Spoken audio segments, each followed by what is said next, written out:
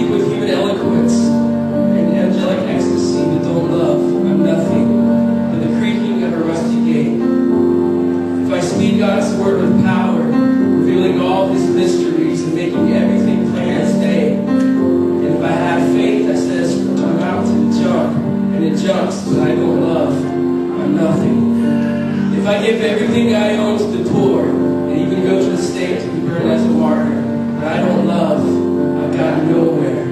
So no matter what I say, what I believe, or what I do, I'm bankrupt without love.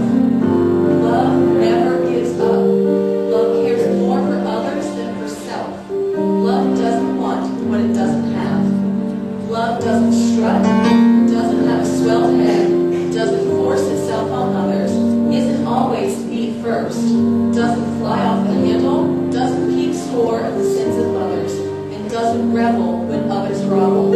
It takes pleasure in the flowering of truth, puts up with anything, trusts God always, always looks for the best, never looks back, but keeps going to the end. Love never dies. Expired speech will be over someday. Craving tongues will end. Understanding will reach its limit. We know only a portion of the truth, and what we say about God is always incomplete. But when the complete debates will be canceled.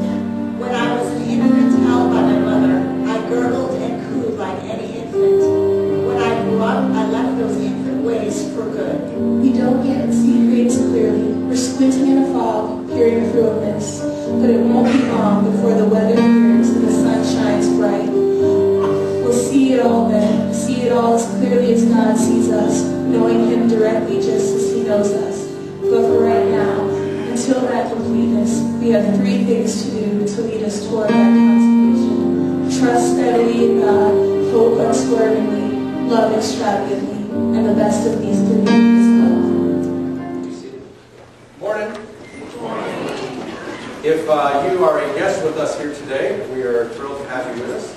If you would be so kind as to take a little welcome card, which is in the seat back in front of you, if you would fill that out and either leave for me an email address or a mailing address or some way that I can be in touch with you, I'd appreciate that, just so we can thank you for stopping by. I'm Pastor Tom, this is Pastor Sherritt, and we appreciate very much the fact that you stopped by with us here today. In a little while, when the offering basket comes by, if you'll just drop the card in there. Don't want you to feel like you have to participate in the giving of money in the offering. It's just a way for us to collect the card from you, and so we can tell you thanks for stopping by. How many of you have had a very busy, long, tiresome week? True? Started last Sunday night, right? The winner of the chili contest was Mr. Patrick Ladone. He is the holder of the infamous stainless ladle.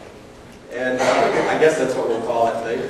You'll have to bring that back next year. You know, it's a traveling trophy. So many of us were sick until Wednesday. We ate so much chili. But yours was called what? Was it called? Chunky Chipotle Chili. Okay, and so we had some very creative offerings, to say the least. We had a great time, and we stayed. Some people stayed to the very end, watching the football game, and it was a great game, wasn't it? I mean, it was one Super Bowl that was worth watching, and it was a great time for us to spend some time together. Tonight, right here in this very room, our Spanish ministry kicks off, and if you'd like to be a part of that, to come and pray and to celebrate with them, please be here. They will go from 6 until 8 o'clock.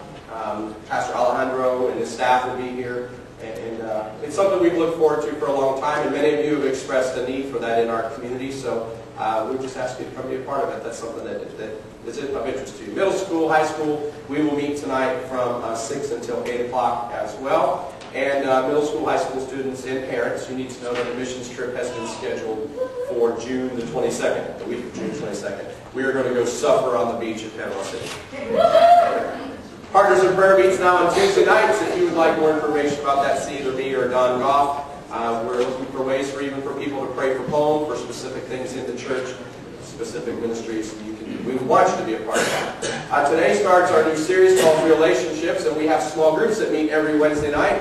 And if you have not signed up, today would be a good time to do that, because this week we start the new material. Now, some of you have already downloaded the book from online and you printed your own. That's great. If you don't have a book and would like one, we have several available. They're $10. But it has the stuff for Sunday morning's message, as well as the materials for Wednesday night small groups in it. So you'd be able to follow along, and even some of the stuff that we're covering tonight, you would have access to those questions and activities, even if you're not able to be here on Wednesday. Friday night, we are planning the first annual inaugural Valentine's Gala, and today you need to purchase your ticket, okay? The goal of this thing is for you to bring a guest. Cost for you and your family is $60. Your guest is $30. Next week is baby dedication. If you have a young child that you would like to have dedicated, please see me, or you can sign up in the e-link. That will take place in our morning worship next week. The week after that is the New to Friends luncheon. If you are relatively new to our church family, we would invite you to sign up. We'll provide lunch for you, opportunity to hear about the church, and the ways that you can get involved. Every Friday, you should get an email called the e-link. This is our newsletter. We don't mail out a newsletter for those of you that are new. And if you do not receive that, you can sign up at friendscc.com. And it has all the gadgets and gizmos, all the things that are going on, ways to sign up for stuff. And make sure you get that every week. This is what I wanted to show you. This is our attendance for the year and for last month, for last week in our monthly average. Okay, for basically through February 1st. And this last week was Victory Sunday. And our tithing potential, those of you that are wondering, there's a card in some of the seat backs still. If you weren't able to participate last week, just about what is our potential health as a congregation. And that number came out to $6,883 a week. That would be, if everybody was tithing 10% on the gross income with the numbers that were reported, then our offering every week would be $68.83 and I think 8 cents. The interesting thing last week, those of you that saw the email, it was $6,884.70. It was $1.68 above our potential, so we hit 100%, 0.001 last week, and you should be thrilled about that. It doesn't happen very often. But here's the exciting part for me. To be honest with you, I was afraid the number was going to come in way super high, and we were going to be in the 25-35% range. And that's somewhat depressing for churches to see that they've got such a long way to go. But for us, what you have here, this is our tithe potential. That's that $68.83. This is last week's offering. This number right here is what was committed to be given for the year, about $255,000. This would be the weekly amount that I would take.